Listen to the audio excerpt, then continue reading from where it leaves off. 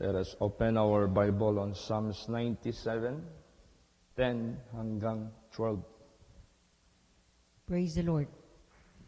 Ye that love the Lord hate evil. He preserveth the souls of his saints. He delivereth them out of the hand of the wicked.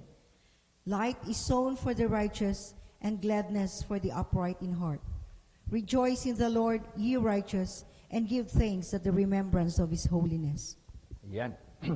Praise the Lord! That's why hindi natin pwedeng magpakunwari at magsinungaling sa Diyos, lalo't na sa ating pag-ibig sa Kanya. Maraming mga babae sa sanglibutang ito na pinapahayagan ang pag-ibig ng mga lalaki. Kaso, ang pag-ibig ng mga lalaki ay minsan may mga pagpakunwari. At marami silang tinatago kahit pa man ng mga sikretong mga gawa na hindi alam ng babae, na kahit sinasabihan niya, iniibig kita, pero sa kaliwa ng kanyang kamay, iba ang ginagawa. So, ganun din sa ating buhay na Diyos. If ever we love God, we have to hate evil. So, kung totoo yung ating pag-ibig sa Diyos, ay kinapuutan natin ang masama. Ibig sabihin yan, we do not ever entertain the devil in our lives, na magkakaroon tayo sa kanya ng relationship. Now, kailan ba magkaroon ng relationship ang tao kay Satanas? Of course, pag inibig niyo rin si Satanas. Paano niya iibigin si Satanas? Of course, gagawin niya yung kanyang mga sinasalita at inuutos. Kaya yung nangyari doon kang Adam tsaka kay Eva, it appears that Eve and Adam loved the serpent more than God. Yun. Bakit? Doon sila nakinig eh. So kung tayo umibig sa ating Panginoong Diyos, we have to hate evil. We have to turn down all His proposals in our lives. I-turn down natin lahat ng mga proposals niya sa buhay natin. At i-approve natin ang proposal ng Diyos sa buhay natin. Yun yung ating, yung remembrance of His holiness. Yung last dito na verse, rejoice in the Lord, ye righteous, and give thanks at the remembrance of His holiness. Ibig sabihin yan, pag sinabing remembrance of His holiness, ang Panginoong Diyos, ang siyang ating alalahanin dahil yung kanyang truthfulness, yung kanyang faithfulness na iginawad niya sa buhay natin, pasalamat tayo dyan dahil hindi tayo naligaw, nalihis ng landas. Ay kung inalala sana ni Adam at saka ni Eva ang holiness of the Lord, the faithfulness of the Lord, the truthfulness of the Lord, eh hindi dapat sila naniwala doon kay serpente. The old serpent, the dragon, which is the devil. Dapat hindi sila naniwala doon. Kaya, ye that love the Lord hate evil, and anong gagawin ng Diyos? He preserveth the souls of His saints. He delivered them out of the hand of the wicked. Light is sown for the righteous, and gladness for the upright in heart. Eh di kung ginawa sana ni Adam at saka ni Eva, they hated the serpent na nag-propose sa kanila ng masama, ng against sa Panginoong Diyos, eh dapat preserve pa sila hanggang ngayon. at they were delivered from the hand of the enemy. Hindi. Kaya ganun kaimportante yung ating pag-ibig sa Diyos. Basahin natin anong gagawin ng Diyos sa umiibig sa Kanya ng tunay. Psalms 91 verse 14. Praise the Lord. Because he had set his love upon me, therefore will I deliver him. I will set him on high because he has known my name. Yan. So the moment you love Him or you set your love upon Him, because you have known His name. Dahil kinilala mo ang Kanyang pangalan, you recognize Him as holy. You recognize Him as true. So doon tayo makikinig. Doon tayo magkakaroon ng good relationship with Him in our obedience. At the same time, ito si Satanas na laging parang kakambal na ng buhay natin dito sa lupa, habang nandito tayo sa lupa. Kaya tinan mo si Joshua the high priest. Dalawa ang nasa gilid niya. The angel of light and the angel of darkness. So, every day, we have to prove that we really love God. And how? We have to hate Satan. We have to hate the proposals of the devil.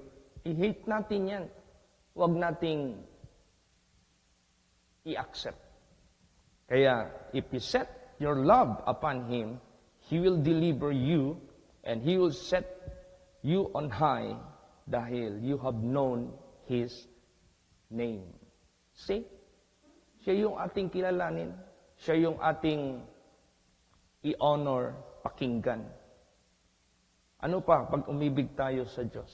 Ito ay hindi maibibigay ng saan pa man dito sa lupa, ang Diyos lang. Kaya pag inibig natin ang Diyos, super ang maibibigay niya sa atin. Basa Romans 8:28. Praise the Lord. And we know that all things work together for good to them that love God, to them who are the called according to His purpose. Yes, imagine that. Whatever may happen to your life, as you keep your love to God, anything that will happen to you, everything for good. Ano mang mangyari sa buhay mo, basta na-establish mo yung pag-ibig mo sa Diyos by keeping His commandments, lahat na mangyayari sa buhay mo, kabutihan yan. Naalala nyo nung nagbisita dito si Sister Warbel? Just kahapon lang. Gabi. At nung isang araw pa, pumunta din yan dito. Twice na yan pumunta kasi may sikaso sila dyan na lupa sa Davao. Sabi ko, Bel, ikaw ba yung sumakay sana ng Air Philippines from Manila to Davao na naiwanan ka sa flight? Opo, ako yun. Isa ako doon. Ngayon, nayayamot daw siya dahil naiwanan siya dahil yung naghatid sa kanya doon, nakipag-away pa doon sa karsada. Kasi yung driver na naghatid sa kanya from Pangasinan, ayaw magpa-overtake ng anong sasakyan. Kaya pag overtakean siya, maggalit siya. So nagkaroon ng argumento. So na-delayed, naiwanan. Maya-maya, narinig na lang niya na crash yung aeroplano, yung flight na yan. Diyan sa Samal. And there was no survivor at all. Grabe daw ang naramdaman niya noon nung narinig niya. Para siyang nanginig, na hindi niya maintindihan. Na-imagine niya na she will be one of those fatalities supposed kung hindi siya na-delayed. So all things work together for good na na-delayed siya. Praise the Lord. All things work together for good na naiwanan siya. Kasi yan si Sister Warbel noon. Sa amin niya nakatira. At pag may mga request yan sa mga kongregasyon natin, lalo't na yung kanyang talent na mag-aawit, pinapadala namin yan. pinabalik naman din nila dito. So, at that time, she was in the business of the Lord. So, she loved God. O, di ba? He preserved it. Praise the Lord. Oh. He delivered it not into the hands of their enemies. Kaya, ganun na lang ka blessed ang mga tao, sino man sa atin, na umiibig dyan sa Diyos. All things work together for good to them that love God. Sino pa? Yung membro natin na yung people na nag-aral dyan sa Marawi noon. Marami silang kaklaseng pumunta doon sa jeep, pagsakay para magpunta sa syudad ng Iligan. Kaso, meron siyang binalikan doon sa kanyang dormitory. Yung Bible niya, binalikan niya. Pagbalik niya doon, wala na yung sasakyan, nakaalis na. Naiwanan siya. Sumakay siya ng next trip. Nung nagbiyahe na siya, yung sasakyan na dapat niyang masakyan, nahulog sa bangin. Daming mga sugatan. See? All things work together for good na meron siyang babalikan para maiwanan siya kasi papunta pala sa bangin. Sino pa? Si Brad Ronnie Amparo. From Alamada, magsimba lang yan dito sa Davao noon. Kasi wala pa tayong kongregasyon dyan, na area na yan. Magpunta yan dito sa Davao. It was December 24. Pagbalik niya ngayon sa Alamada, sakay siya ng Wina bus. Ang nangyari, yung curve dyan na tulay sa Bansalan, na malalim din ang ilog dyan. Yung Wina na from Cotabato to Davao, yung sinakyan niya na Wina from Davao to Cotabato, nagtagpo doon, nagtagpo ba? Dahil sa lakas ng mga takbo nila, yung tail to tail, buntot to buntot, nagtalo. Parang yung mga buaya ba na ginanon yung buntot sa kalaban niya. Nahulog yung bus na sinasakyan niya. Saan siya nakaupo? Malapit sa driver. Saan ang maraming patay? Doon sa tail, sa may buntot. 31 ang patay at that time. Siya naman ni Bukol, ni Galos, wala. Pero yung mga patay, nandyan sa kanyang likod, nahulog lahat. Pero walang nangyari sa kanya. So, all things work together for good. Na doon siya sa bandang harap. Kasi yung ibang mga pasahero, hindi umuupo yan sa harap. Kasi in case of accident, delikado kasi lalot ng head-on collision. Ay ang nangyari, hindi head-on, buntot to buntot.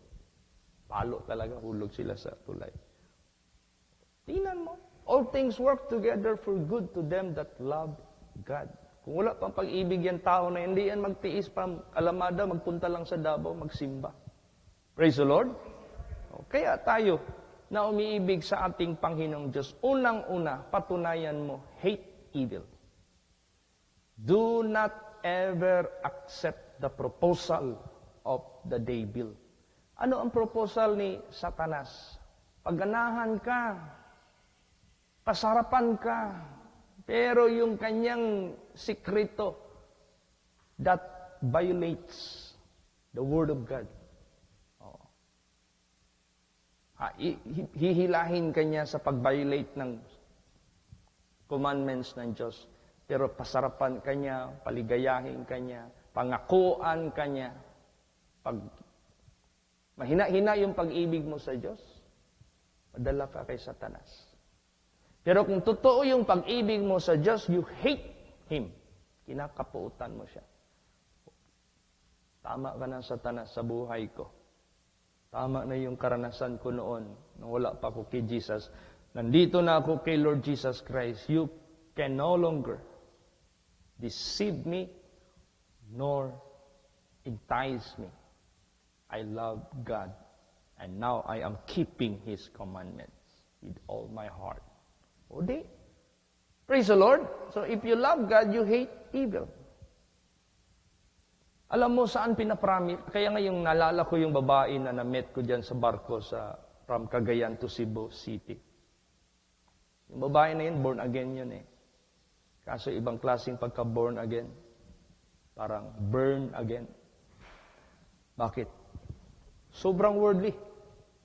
Kaya nung pagbaba ko doon sa barko, papasok na ako, nandito siya sa left side. Siguro may inaabangan na kasama rin. Nakita niya ako.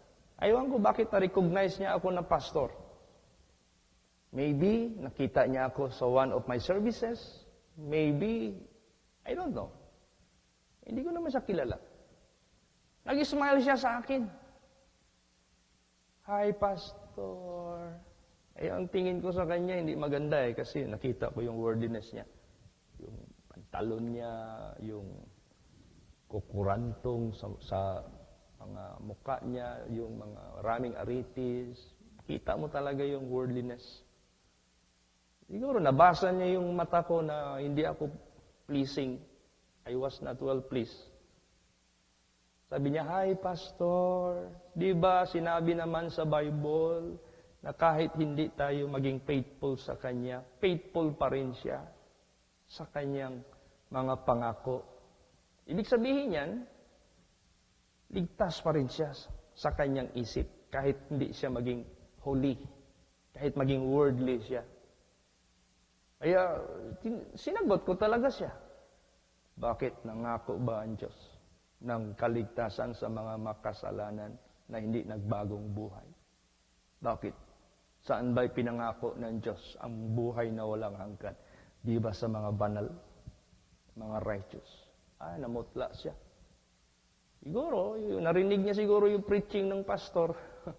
Na okay lang yung mga ginagawa niyo dyan kasi nasa Bible naman kahit hindi tayo faithful, He will be still faithful. Yes, faithful talaga ang Diyos. For what? Damnation to those who love darkness rather than light. Salvation to those who believe and love the light rather than darkness. Iyon ang hindi sinabi ng pastor nila. Kaya asang-asa siya. Talagang siya, panatag talaga siya. Kaya grabe talaga ang pakana ngayon ni Satanas. Kaya if you really love God, you hate evil. So, basahin natin, saan pinangako ng Diyos ang everlasting life? Kanino? Basa. James 1:12. Praise the Lord. Blessed is the man that endureth temptation, for when he is tried, he shall receive the crown of life, which the Lord hath promised to them that love him. Yan. So, ang eternal life is being promised by God to them that love Him. Now, how do we love God? Paano natin ibigin ang Diyos? Hate evil. Ano pa? Paano natin ibigin ang Diyos? Keep His commandments. Ano ang commandments niya? Deny ungodliness. Deny worldliness. Live godliness in this present world. Praise the Lord. Basa. 1 John 5:2 hanggang 3. Praise the Lord. By this we know that we love the children of God, when we love God and keep His commandments. For this is the love of God, that we keep His commandments, and His commandments are not grievous. Ayan. Alam mo, pag may pag-ibig ka sa Diyos, that is the right way of loving children of God. Kasi, example ha, kasama mo ang mga kapatiran, the children of God. Kung may pag-ibig ka sa Diyos, you can love them. Bakit? You will never go wrong to them. Hindi nang kasama mo yung mga children of God, ikaw, hindi totoo yung pag-ibig mo sa Diyos. Kasi you are still loving evil. Pag kasama mo yung mga children of God, you cannot love the children of God kasi maging virus ka sa kanila. Maging tempter ka sa kanila. Maging bad influence ka sa kanila. So, you can only love the children of God if you love God. Praise the Lord. Because you will never do harm, nor become bad influence unto them. But you will be a light to them. You will be a good influence unto them. So, kaya, this we know that we love the children of God when we love God and keep His commandments. For this is the love of God. Tingnan mo yung mga ibang mga pastors. Kumpiyansa yung mga children of God, yung mga membro. Yung pala, may masama pa sa puso. So ano nangyayari? Nabibiktima yung mga young people. Minumulest nila yung mga young people. Ginagalaw nila yung mga young people. So, naghatid siya ng virus. Naghatid siya ng distraction sa children of God. So, ang bawat isa sa atin, para ma-love natin ang children of God, we love God. And keep His commandments. Hindi at hindi ka gagawa ng kasamaan sa kapwa mo. Kahit pa bibigyan ka pa ng opportunity, hindi mo sunggaban. Hindi ka maging bantay sa lakay. You're going to protect them. You're going to prevent any kind of untoward na mga pangyayari na hindi dapat mangyayari sa mata ng ating Panginoong Diyos. See how important the proper loving of God. We have to hate evil. Praise the Lord. Siyempre si Satanas inviting, si Satanas seducing, si Satanas enticing. Talagang nag-aakit talaga yan. So, pag dumarating yan sa buhay mo, anong gagawin mo? Basa. Psalms 34:14. Praise the Lord. Depart from evil and do good. Seek peace and pursue it. Yes, depart from evil and do good. Seek peace and pursue it. Malis ka sa kasamaan. Gawin mo ang mabuti, hindi yung mali. Gawin mo ang mabuti, hindi yung masama. Hanapin mo yung kapayapaan. Hanapin mo yung kabutihan. Seek peace and pursue. Do good and seek peace and pursue it. Praise the Lord. Alam niyo itong mata natin, ito yung pinakamabilis pasukan ni Satanas. Alala niyo yung mag-casting out of demons tayo. Makita mo yung mata ng demon possessed. Nanglilisik, gumaganon-ganon kung anong. Tapos kung yung servant of God, pag sinabi mo, tumiti ka sa akin, ay pipikit yan. Kasi pumasok si Satanas sa mata. Saan pa? Dito. Sa tainga. Sa bibig. Pasok yan si Satanas. Kaya mag-ingat yung bibig natin. Mag-ingat yung pinapakinggan natin. Mag-ingat tayo sa tinitingnan natin. Kasi yan ang pasukan ni Satanas. Kailangan gwardyahan natin yan. Praise the Lord. Gwardyahan talaga natin yan. Kaya anong dapat gawin? Basa. Psalms 101 verse 3. Praise the Lord. I will set no wicked thing before mine eyes. I hate the work of them that turn aside. It shall not cleave to me. Yes. I will set no wicked thing before mine eyes. Alam niyo yung explanation ni Lord Jesus sa mata natin. If your eyes be single, your whole body will be full of light. Kung ang mata mo, iisa lang. Ibig sabihin iisa, hindi yung literal na yung mata mo sa gitna ng noo, isa lang. Hindi. Isa, ibig sabihin yan, you are just focusing, looking to that which is good. Then the whole body will be full of light. But if thine eye be evil, pero kung yung mata mo masama, the whole body will be full of darkness. Kasi doon pumasok si Satanas, ipoposes ka ni Satanas, ililiko ni Satanas ang iyong daan. Alala mo yung mga couples, karamihan nangyayari, yung lalaki may ex-girlfriend, Minsan binabalikan nag-asawa na, binabalikan pa yung ex-girlfriend. Nahuhuli. Ang dami yung kaso ni Tulpo. Makinig ka dyan minsan. Ang karamihang kaso dyan, nag-asawa na, binabalikan pa yung ex-girlfriend. Ganon yan sa spiritual natin. No? Meron tayong ex noon kasi makasalanan tayo lahat. Sino yun? Si Satanas. Nung nakita natin yung pag-ibig ni Kristo na yan pala ang genuine, yan pala ang totoo. So, binasted natin, iniwanan natin si Satanas, nagrepent tayo doon sa Diyos, Lord. Salamat, ni-rescue mo ako sa kamay ni Kaning, sama-sama, na maghatid sa akin sa kapahamakan. I love you, Lord. Diyan na ako sa inyo. Huwag mong balikan yung ex mo. Praise the Lord. Kaya nga, forgetting those things which are behind and reaching forth unto those things which are before. Kung ano yung mga iniwanan mo noon, huwag mo nang balikan yan.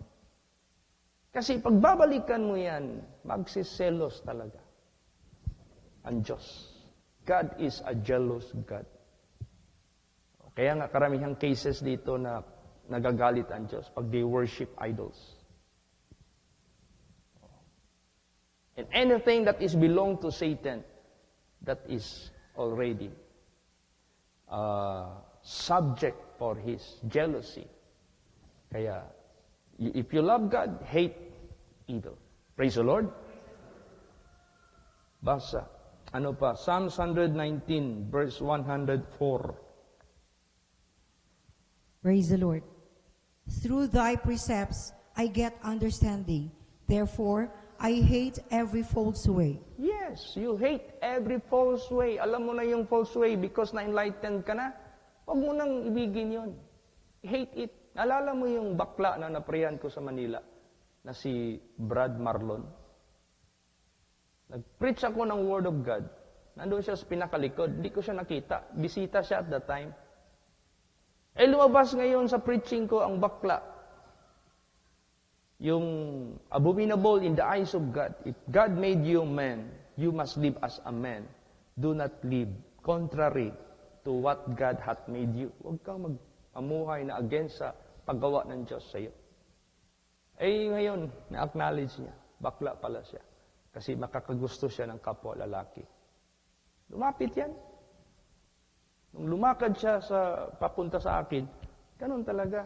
Malambot talaga yung baywang, malambot yung balikat, malambot lahat. Sabi ko, ano po ipapray natin, brother?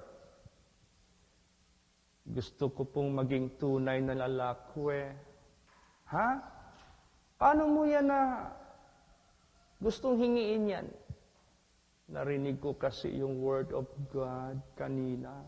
Naintindihan ko po. Sabi ko, paano mo masabi bakla ka? The way I talk and the way I walk.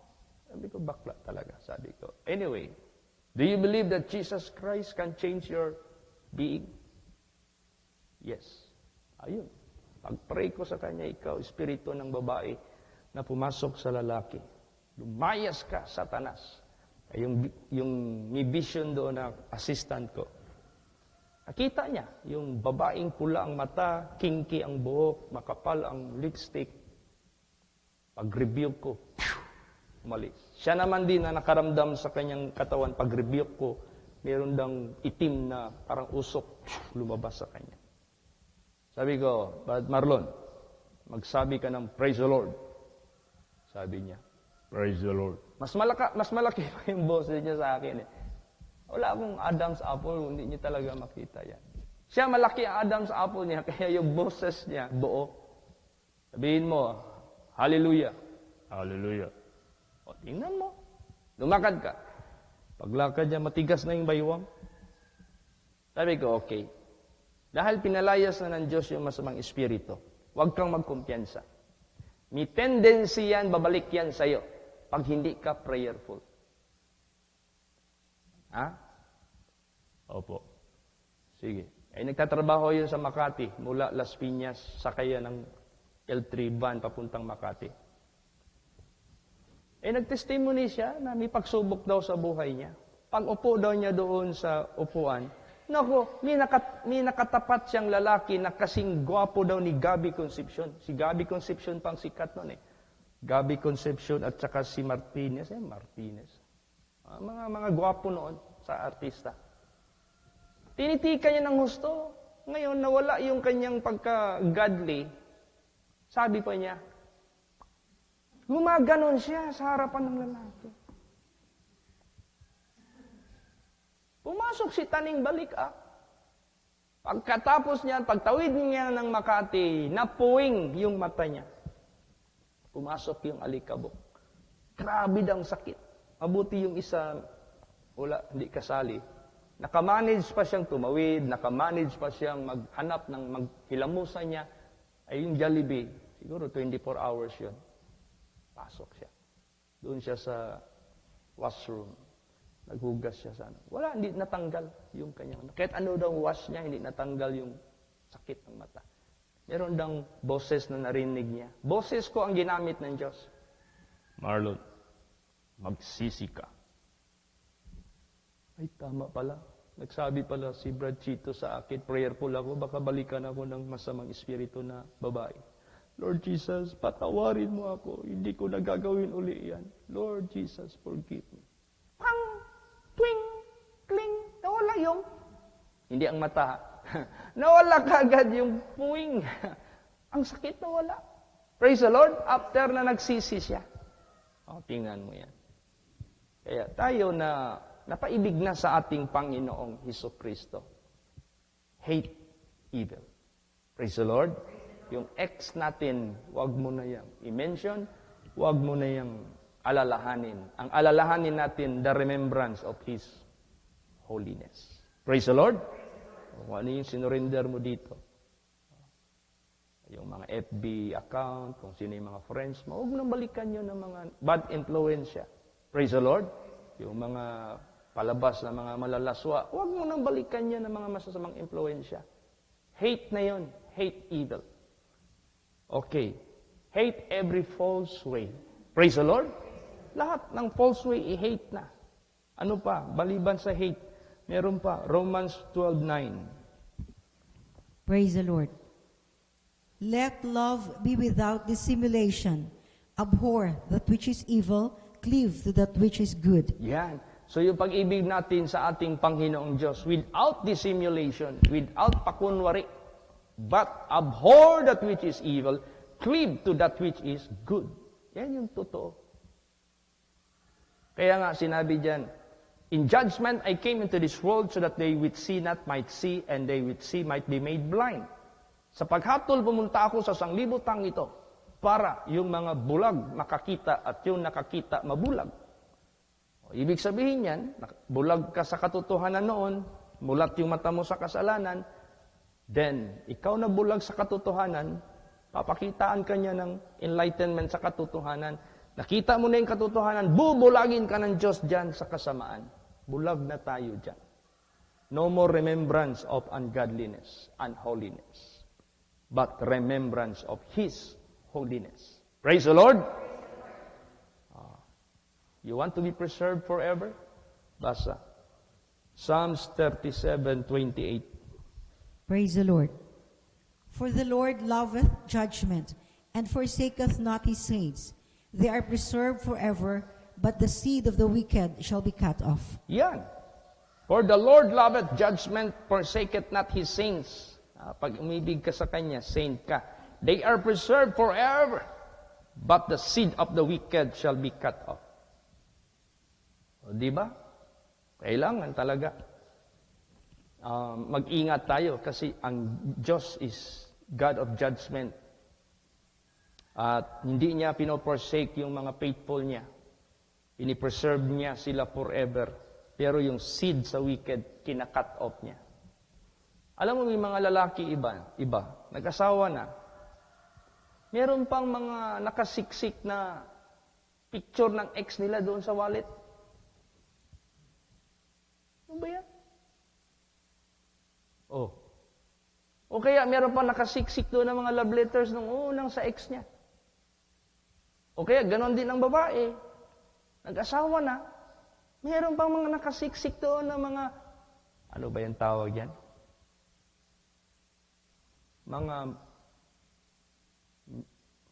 Mga memory of the past sa mga ex. Ayan, nandyan pa yung mga ano. Wag yan, lahat dapat wala na yan. Wala nang remembrance of the past. Praise the Lord. Focus ka na sa kasama mo ngayon. Yung husband mo, focus ka na sa kanya. Huwag ka nang mag-alinlangan pa sa kanya kasi nandyan ka na sa kanya eh. Kayo na nga eh. So, forever na kayo dito. Forever, wala naman palang forever. Basta lifetime, kayo na. Praise the Lord. Pero sa Panginoon, forever talaga. Kaya ganon ang gusto ng ating Panginoon. So, wag nating lagyan yung mga wallet na yan ng mga hindi property ng iyong husband o yung wife mo. Kailangan wala ng bakas ng kahapon. Basa. Last verse. Psalms 125 verse 3. Praise the Lord. For the rod of the wicked shall not rest upon the lot of the righteous, lest the righteous put forth their hands unto iniquity. Yan. Huwag ka maglagay ng anumang mga bagay na hindi na dapat nakalagay dyan sa lot of the righteous. Ano yung lot? Kung saan ka magtanim. Ano yung lot sa atin? Puso. Diyan tayo nagtatanim. Magtanim tayo ng mabuti, aani tayo ng mabuti. So, huwag ka na maglagay ng mga something dyan. Baka maya-maya, nandyan pa yung mga ex, mga ano mo noon, maya-maya, mag-away-away kayo ng asawa mo, pagtingin mo, ito na lang, balikan ko. Di ba? Matukso ka talagang ano. Yung tinawag na, let not the rod of the wicked rest upon the lot of the righteous, lest the righteous put forth their hands unto iniquity. Di ba? Magkakasala. Kaya, pag umibig tayo sa Panginoon, lahat ng mga former things natin kay Satanas, wala na yan. Let us not remember those past, but let us have the memory of His holiness para masaya tayo sa Panginoon. He will preserve us, He will save us, He will deliver us, lahat-lahat ng mga privileges. Ganon. Wala ka nang hahanapin sa Panginoon. Praise the Lord! Nandiyan na lahat ang totoo na blessedness. Kaya, therefore, salamat tayo kay Lord Jesus ng buong puso. Remember, ye that love the Lord, hate evil. Yan ang totoong umiibig sa Diyos. Praise the Lord! Magsitayo po ang lahat.